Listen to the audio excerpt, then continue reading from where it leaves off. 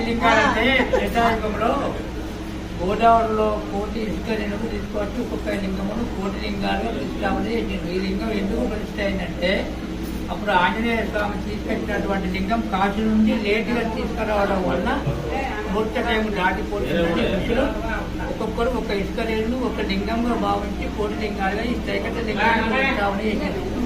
చేసిన తర్వాత కొంతసేపటికి ఆంజనేయుడు లింగాన్ని తీసుకొచ్చాడు.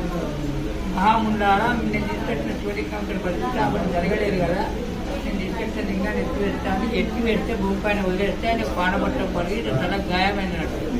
అప్పుడు ఋషులు ఏమన్నారంటే ఫస్ట్ నువ్వు తీసుకువచ్చిన శివలింగాన్ని పూజించి దర్శించినాకనే మేము ప్రదర్శన చేసిన శివలింగానికి పూజా కార్యక్రమాలు జరుగుతాయి.